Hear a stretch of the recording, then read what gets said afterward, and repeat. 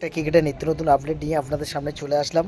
আজকে Australia versus India দ্বিতীয় টি-20 match রয়েছে।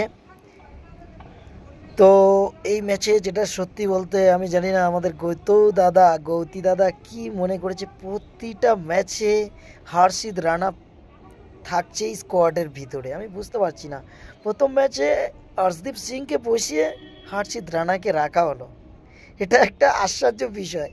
যাই হোক, আমি বুঝতে পারছি না এটা কি চলছে ক্রিকেটের মধ্যে, এটা কি চলছে, পুরো রাজনীতি চলছে। আজকের ইন্ডিয়ার যে একাদশটা হতে পারে, প্রথম একাদশ যেটাই ছিল সেম থাকবে। তাও বলে দিই, ওপেনিংয়ে আসবে সুমন গিল এবং অভিষেক শর্মা, অলরাউন্ডে আসবে সূর্যা কুমার যাদব এবং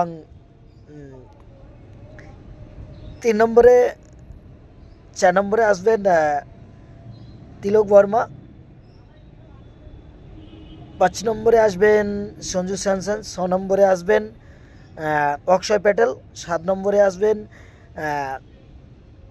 তোমার শিবম দুবে, 7 নম্বরে আসবেন নীতিশ কুমার রেড্ডি থাকতে পারে, কিংবা ওর জায়গায় ওয়াশিংটন সুন্দর থাকতে পারে 7 নম্বরে। এবার 8 নম্বরে হয়ে গেল, 7 নম্বর 8 নম্বর হয়ে গেল।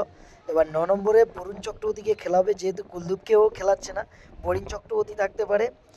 10 নম্বরে থাকতে পারে হর্ষিত রানা, 11 নম্বরে থাকতে পারে জসপ্রীত বুমরা। এটাই ভারতের একাদশ আজকে টি-20 দ্বিতীয় ম্যাচে থাকতে পারে। সত্যি অবাক করার বিষয়, একটা জিনিস আমি বুঝতে পারি না, ইন্ডিয়ান ক্রিকেটে কি চলছে, এটা কি এখানে শুধু পার্টি পলিটিক্যাল চলছে?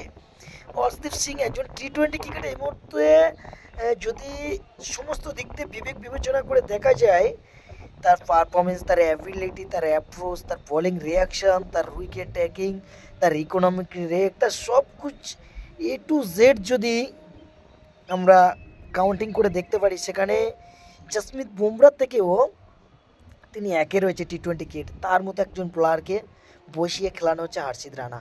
আরে গৌতী দাদা, তুমি এই ক্রিকেটটাকে নষ্ট করো না প্লিজ, তোমাকে অনুরোধ করছি। তুমি রোহিত শর্মা নিয়ে কটু কথা বলেছিলে, সেই রোহিত শর্মা 38 বছর বয়সে এসে এখন টি-20 ক্রিকেটে নম্বর 1-এ আছে, র্যাঙ্কিং ওডিআই ক্রিকেটে র্যাঙ্কিং 1-এ আছে, এখন 1 নম্বর স্থান অধিকার করেছে আমাদের রোহিত শর্মা। ক্যাপ্টেন্সি চলে গেছে, কিন্তু তার ক্রিকেটের উপরে তার এখন যে আত্মবিশ্বাস, তার যে অ্যাবিলিটি, তার যে অ্যাপ্রোচ, তার যে টাইমিং, তার যে খিদে এখন রয়েছে, তুমি তাকে হটাতে পারবে না, বুঝলে গৌতী দাদা। আর যাই হোক, একটু ক্রিকেটটা ক্রিকেটের মতো হতে দিন, আপনার মতো করে খেলান না প্লেইং ইলেভেনটা, একাদশটা এইভাবে খেলাবেন না, অনুরোধ করছি। আর বন্ধুরা, আমার ভিডিও ভালো লাগলে একটা লাইক কমেন্ট শেয়ার করে দেবে। Thank you so much. আজকে যে জিন্দু টসে জিতবে সে প্রথমে ব্যাট করারই সিদ্ধান্ত নেবে বন্ধু, দেখবেন।